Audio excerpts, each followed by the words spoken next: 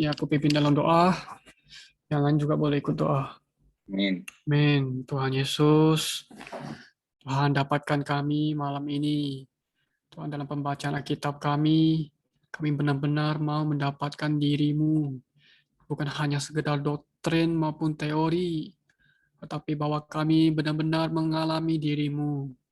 Oh, juga bahwa kami tetap setia berada di dalam jalur perlombaan ini. Oh, Tuhan, sehingga kami boleh dimenangkan setiap hari. Terima kasih ya Tuhan. Amin. Nah Tuhan, kami berdoa supaya malam hari ini juga kami sama-sama dikuatkan dengan pembacaan Amin. firman-Mu. Kami kembali mengenal bahwa kami perlu diserupakan dengan Allah. Melalui Ya, kami mensab diri-Mu, menikmati diri-Mu.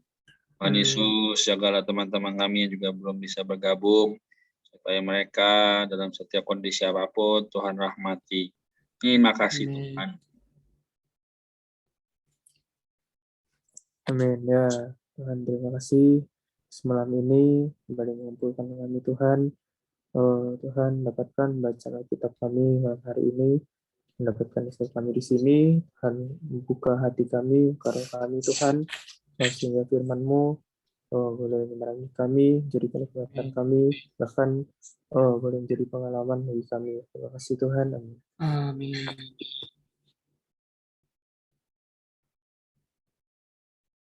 Oke,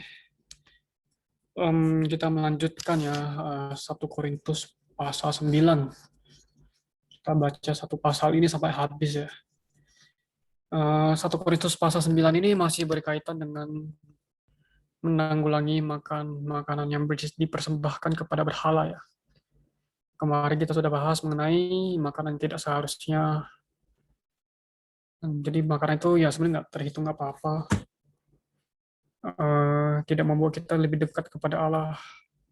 Dan kita perlu memperhatikan bagaimana kita makan. Supaya kita juga agak menyandung saudara-saudara yang lemah dalam iman. Dan di pasal 9 ini sebenarnya adalah sisipan mengenai pembelaan rasul. Pembelaan status kerasulannya Paulus. Ya, karena kita lihat kemungkinan ada orang itu meragukan status kerasulannya Paulus. Kita lihat bagaimana Paulus membela diri sendiri sebagai rasul. Oke, kita baca urutannya seperti biasa Excel, Charles, terus aku, terus Kak Rena terakhir. Satu orang 2 ayat. Yuk kita mulai baca. B. Pembelaan Pembelaan rasul. Rasul. 1. Kualifikasinya. Kualifikasinya. Bukankah aku orang merdeka? Bukankah aku rasul? Bukankah aku telah melihat Yesus Tuhan kita? Bukankah kamu adalah buah pekerjaanku dalam Tuhan? Sekalipun bagi orang lain aku bukanlah rasul, tetapi bagi kamu aku adalah rasul, sebab hidupmu dalam Tuhan adalah meterai kerasulanku. Ayat ketiga, inilah pembelaanku terhadap mereka yang mengkritik aku. 2. Hak-haknya. Ayat keempat, tidakkah kami mempunyai hak untuk makan dan minum?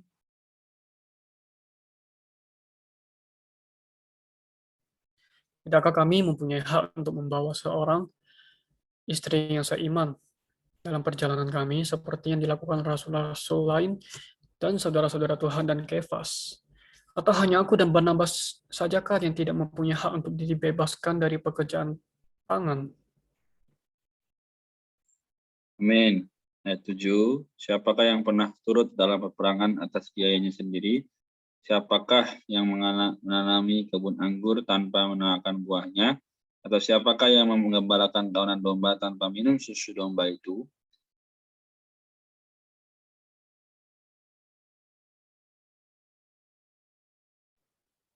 Apa yang kukatakan ini bukanlah hanya pikiran manusia saja. Bukankah hukum Taurat juga berkata-kata demikian? Sebab dalam hukum Musa ada tertulis, janganlah engkau memberangus mulut lembu yang sedang menyirik. Lembukah yang Allah perhatikan? Ayat 10, atau kitakah yang ia maksudkan?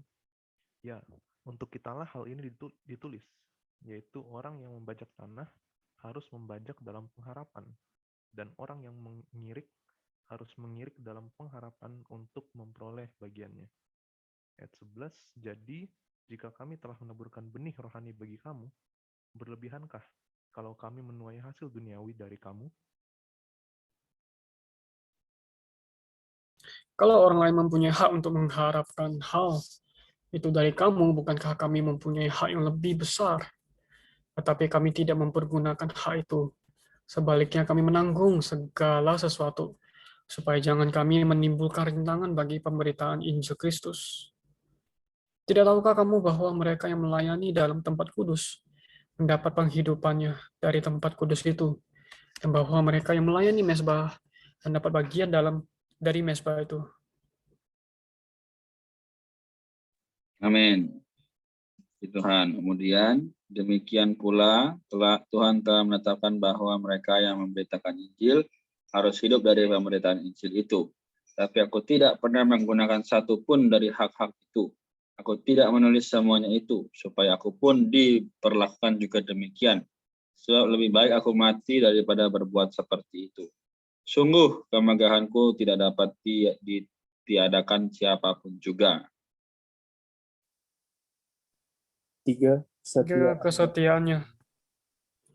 Karena jika aku memberitakan Injil, aku tidak mempunyai alasan untuk memegahkan diri, sebab itu adalah keharusan bagiku. Celakalah aku jika aku tidak memberitakan Injil. Andai kata aku melakukannya menurut kehendakku sendiri, memang aku berhak menerima upah. Tetapi karena aku melakukannya bukan menurut kehendakku sendiri, pemberitaan itu adalah tugas penyelenggaraan yang dipercayakan kepadaku. Ayat 18, jika demikian, apakah upahku? Upahku ialah ini, bahwa aku boleh memberitakan Injil tanpa upah, dan bahwa aku tidak menggunakan hakku sebagai pemberita Injil. Sungguh pun aku bebas terhadap semua orang. Aku menjadikan diriku hamba dari semua orang, supaya aku boleh memenangkan sebanyak mungkin orang. Demikianlah bagi orang Yahudi. Aku menjadi seperti orang Yahudi, supaya aku memenangkan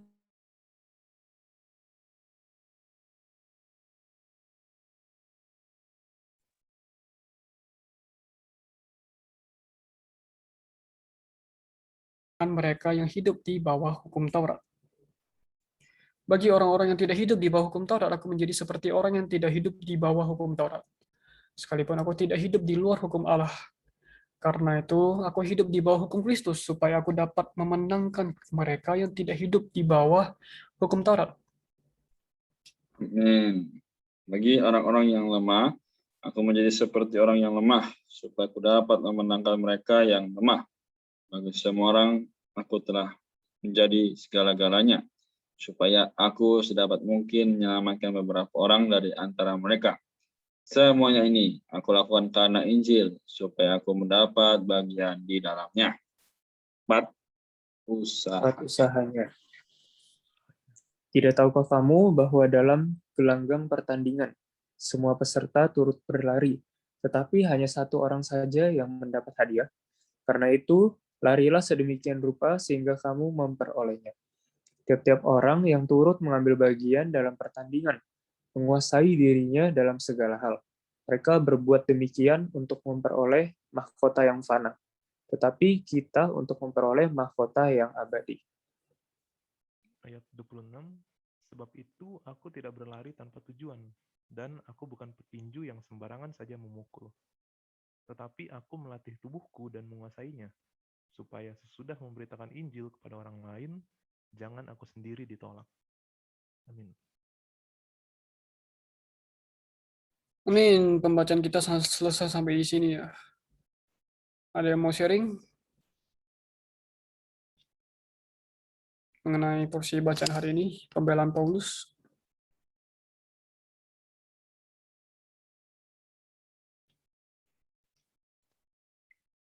Oke, kalau boleh saya mulai dulu ya sedikit. Jadi saudara, teman-teman sekalian, kita melihat di sini bagaimana di pasal 9, di ayat 1-nya sudah langsung Paulus ini yang menyatakan Bukankah aku orang merdeka? Bukankah aku rasul? Bukankah aku telah melihat Yesus Tuhan kita? Ya, bukankah kamu adalah buah pekerjaanku dalam Tuhan? Berani nggak nih ngomong gini sih kita? Ya. Rasul Paulus ya, kalau kita lihat di catatan kakinya satu-satu ya, katakan pasal ini merupakan sisipan dalam bagian tentang makan makanan yang telah dipersembahkan kepada berhala. Dalam sisipan ini Rasul menempatkan dirinya sendiri di hadapan kaum beriman Korintus sebagai suatu teladan, supaya mereka tidak menyandung orang lain dengan mempraktikkan prinsip kasih yang penuh tenggang rasa yang dinyatakan dalam pasal 8 ayat 13, ya kan? Nah, jadi apa sih dalam pasal 8 ayat 13 itu? Ya, sebenarnya semua orang itu melayani di tempat kudus. Ya, kita semua juga adalah orang-orang yang telah dikuduskan oleh darah Yesus. Nah, teman-teman sekalian ya, memang untuk mengikuti atau menjalani hal ini sebegitu sulitnya. Sehingga apa? Nggak sulit sih sebenarnya ya. Tapi orang-orang aja yang mulai merasa, oh Tuhan ini sulit, masa sih nggak bisa lah ini kebanyakan porsinya gitu kan. Nah tapi apa? Rasul Paulus dengan yakin ya menyatakan bahwa sekalipun bagi orang lain aku bukanlah rasul, tapi bagi kamu aku adalah rasul, sebab hidupmu dalam Tuhan adalah materai kerasulanku ya. Jadi sebenarnya Rasul Paulus ini ngomong juga kepada kita. Nah maka kita yang menerima ini juga boleh berbicara kepada orang yang kita misalnya doakan ya, layani. Nah, memang hari ini apa hubungannya dengan ya kemarin ya? Hubungannya adalah dengan kehidupan yang tepat dan kudus di hadapan Allah. Nah, jadi ya teman-teman sekalian, kalau kita mau tahu bahwa ya, tidak tahukah kamu bahwa mereka yang melayani tempat kudus ya mendapat ayat 13 ya, mendapat penghidupannya dari tempat kudus itu, dan bahwa mereka yang melayani mesbah mendapat bagian mereka dari mesbah itu. Intinya apa Paulus ngomong ini? Ya, ini adalah setiap orang memang punya haknya. Namun haknya ini jika disalahgunakan, maka apa yang terjadi? Ya akan dirugikan yaitu diri sendiri, orang lain, bahkan Tuhan dirugikan. Ya, maka di ayat 15 ya Paulus bilang apa? Aku tidak pernah menggunakan satupun dari hak-hak itu. Aku tidak menulis semuanya ini, supaya aku pun diperlakukan juga demikian. Sebab lebih baik aku mati daripada berbuat seperti itu. Sungguh kemegahanku tidak dapat ditiadakan siapapun juga. Paulus, dia dengan kemegahannya berani menyatakan hal itu karena apa? Dia nggak seperti itu, nggak seperti hal-hal yang disebutkan di atas. Nah, jadi istilahnya apa? Paulus benar-benar menguduskan diri, mengkhususkan dirinya bagi Kristus ya. Saudara, kenapa kalau hal-hal rohani sedikit orang yang mau dengar? Pernah nggak sih lihat gambar ya? Jadi ketika ada dua meja gitu ya, dua meja ini, satu meja gambarnya wifi, wah orangnya rame ya kan. Tapi satu meja lagi Alkitab murni, satu doang yang datang gitu. Ini menandakan apa? Memang hari ini kalau kita tidak sungguh-sungguh, tidak menggunakan hak kita untuk datang pada Tuhan, maka hak kita ini akan menjadi sia-sia, terbuang begitu. Nah maka sekali lagi Rasul Paulus menekankan apa? Mengenai kesetiaan ya, ayat 16 sampai 23. Upah kita apa sih mengikuti Tuhan itu? Apa kita dibayar? Enggak. Apa kita menerima ujian? Enggak juga. Terus buat apa dong kita setia ikut Tuhan? Tapi apa? Paulus dengan apa? Dengan yakin dia bilang, semuanya ini ayat 23 ya, aku lakukan karena Injil supaya aku mendapat bagian di dalamnya. Nah, bagian ini apa sih? Kita buka ya. Pengambil bagian bersama, orang yang bekerja sama, kawan sekerja. Rasul bukan hanya peserta, pengambil bagian bersama yang menikmati Injil, tapi juga orang yang bekerja sama, ya kan? Kawan sekerja yang berjeri lelah bagi Injil. Namun, di sini mengacu kepada kenikmatan Injil. Karena itu dalam ayat ini kata-kata ini dijamakan bersama-sama mengambil bagian dalam Injil. Jadi, pahalanya apa? Injil itu, the gospel. keselamatan, ya, kemurahan Allah, dan sebagainya. Kalau kita bahas terus, sebenarnya panjang sekali. Tapi ini saja yang mungkin saya bisa bagikan. Jadi aplikasinya bagaimana? Jadi dalam kehidupan hari ini, ya, saya, Charles, Axel, Evi, kita sama-sama belajar untuk setia mengikuti jalan ini dengan tidak melihat ke belakang lagi, tapi terus melihat kepada Kristus. Amin. Puji Tuhan. Thank you.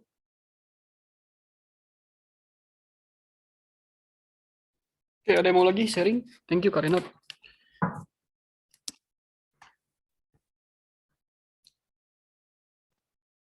Oke, kalau nggak ada, Aku, oh ya, Excel ya, oke boleh.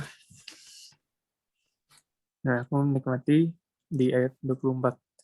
Ya, di situ apa dikatakan bahwa hidup kita, hidup hidup kita sebagai orang Kristen adalah suatu perlombaan lari itu ya. Nah, kan kita tahu nih kalau misalnya ya perlombaan lari ada banyak pesertanya gitu kan, jejer. Habis itu ya mereka cepet-cepetan gitu kan. Siapa yang sampai finish duluan, nah dia yang dapat hadiah gitu kan. Nah, hari ini ya hidup Kristen kita diumpamakan seperti satu perlombaan lari gitu. Maka nanti ya kan pasti ada hadiahnya gitu kan.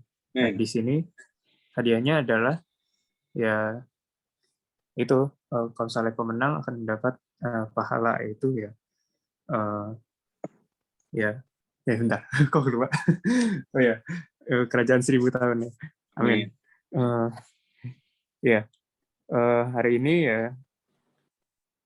ya kita perlu juga sama-sama berusaha gitu kan, berlari ya sehingga kita menjadi orang-orang pemenang bagian dalam pahala itu kerajaan 1000 tahun itu.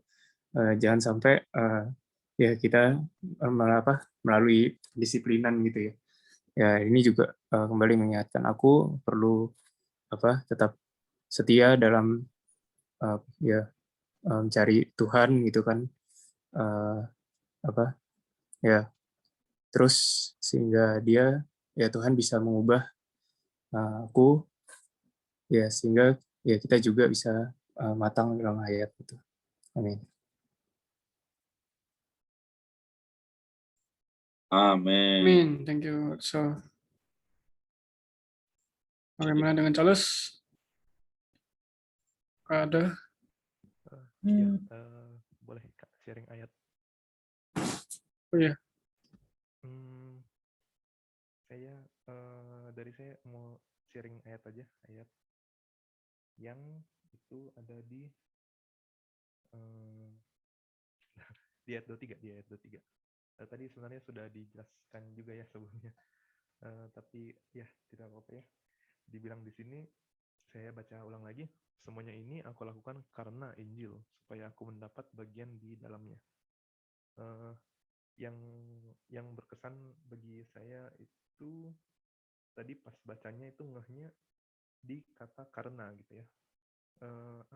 Saya dapatnya itu semua yang dilakukan sama Paulus ya. Ya, semua yang dilakukan itu dia lakukan karena Injil gitu loh, bukan gimana ya? Bukan untuk lah. Jadi mungkin saya dapatnya itu dia sudah mendapat dia sudah diberikan keselamatan dulu gitu ya. Nah, karena itu baru dia lakukan semua ini gitu loh, sebagai ungkapan syukur gitu aja. Dia lakukan karena sudah diberikan Injil gitu ya, sudah diberikan keselamatan. Jadi baru dia melakukan segalanya ini, karena mungkin selama ini saya itu seringnya berpikir saya ada target dulu gitu ya. Saya biar nanti biar nanti selamat gitu, saya harus rajin berdoa, rajin baca Alkitab gitu. Tapi ya yang sering saya lupa bahwa Tuhan itu sudah memberikan keselamatan itu ya kepada kita duluan gitu. Dan ya semua yang ini berdoa, baca Alkitab, bersaksi itu semua itu kita lakukan sebagai ungkapan syukur ya karena kita telah diberikan keselamatan itu terlebih dahulu gitu. Itu aja yang sering saya lupa juga dan diingatkan melalui ayat ini lagi. Amin. Saya sekian. Amin. Amin. Thank you, Charles. Oke. Tadi sudah cukup banyak yang sharing ya mengenai posisi hari ini. Kita lihat bagaimana Paulus membelanya. Pertama-tama kan Paulus berbicara mengenai kualifikasinya ya. Nah, di sini tuh ya tegas sekali sih Paulus bicara ini sih. Dia katakan bahwa dia itu rasul, telah melihat Yesus. Dan hasil dari pekerjaan atau buah dari pekerjaan dia dalam Tuhan adalah gereja di Korintus, orang-orang yang di sono. Karena mereka hidup dalam Tuhan, maka itu menjadi satu bukti, satu materai bahwa Paulus itu adalah seorang rasul. Ini adalah pembelaannya terhadap mereka yang mengkritik. Jadi kan ada orang yang mengkritik Paulus ya. Itu rasul bukan sih? Kita dikritik, dipertanyakan ya. Dan ya sebagai rasul dan dia punya buah hasilnya, tentu dia punya hak dong untuk menikmati hasilnya. Tetapi luar biasa Paulus mengatakan bahwa ya, dia tidak demikian gitu. Dia murni terhadap Injil. Dia hidup bagi Injil, tapi dia tidak pernah menggunakan hak satupun dari hak-hak itu untuk mendapatkan upah segala macam. Jadi di situ bisa kita tahu bahwa Paulus itu benar-benar murni terhadap Injil. Dia adalah untuk memberitakan Injil. Upah dia adalah memberitakan Injil tanpa upah gitu.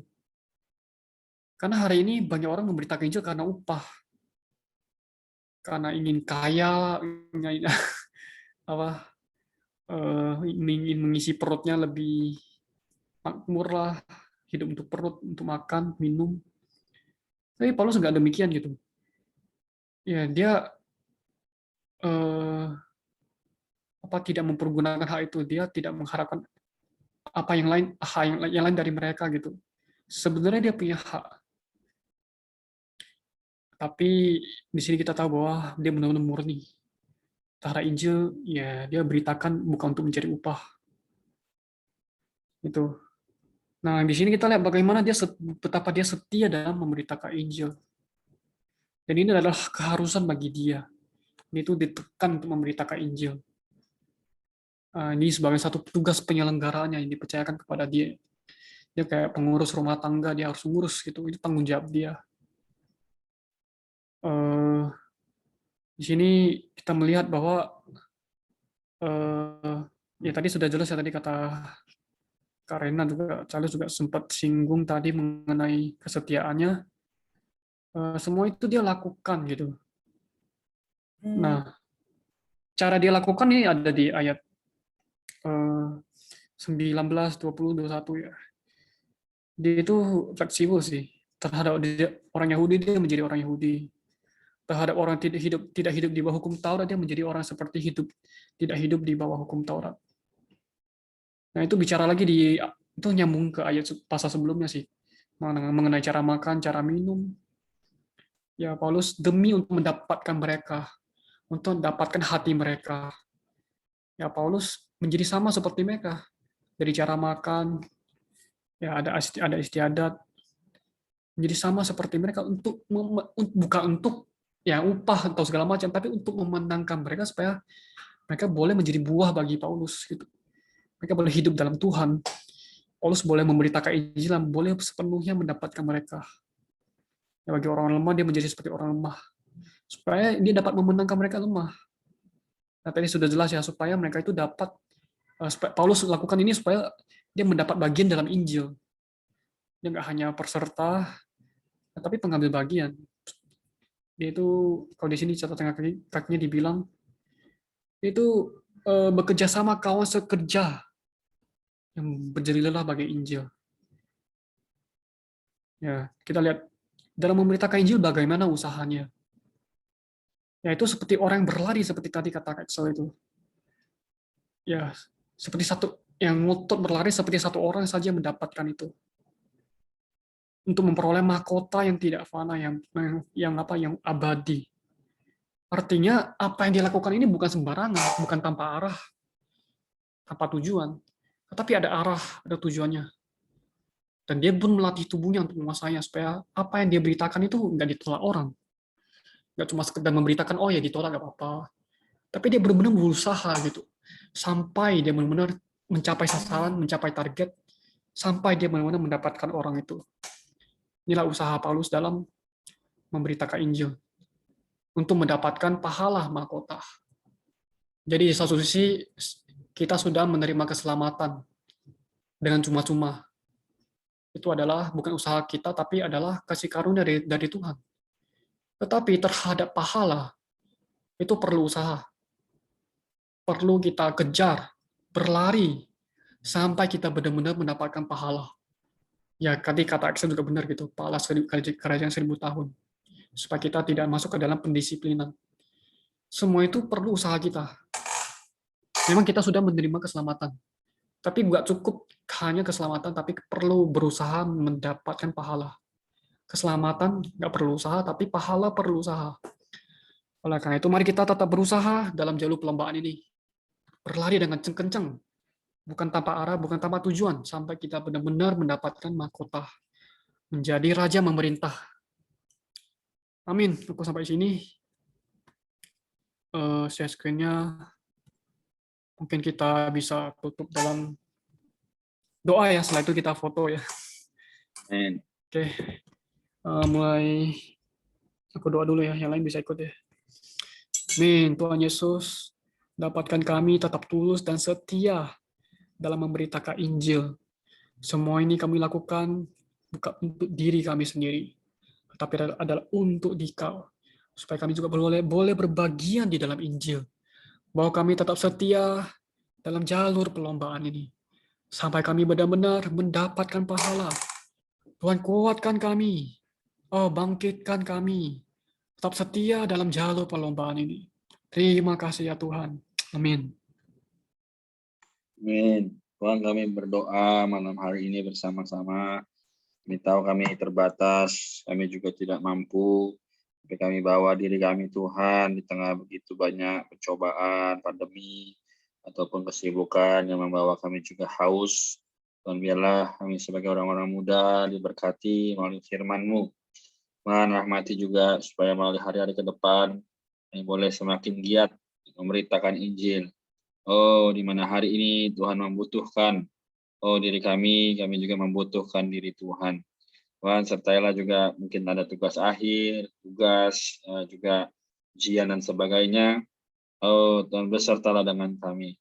Terima kasih, kami mengucap syukur padamu. Amin.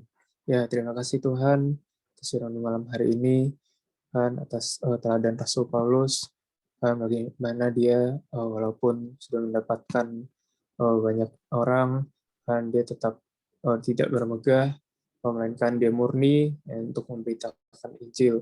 Dan juga boleh melihat Rasul Paulus, Tuhan berlari bukan tanpa tujuan, tapi mengejar pahala yang sudah disediakan bagi para pemenang. Tuhan Yesus, dapatkan kami Tuhan, kami juga boleh setia mengerjakan keselamatan kami, dan kami pun juga boleh menjadi orang-orang yang menang. Terima kasih Tuhan. Amin. Amin, Tuhan Yesus.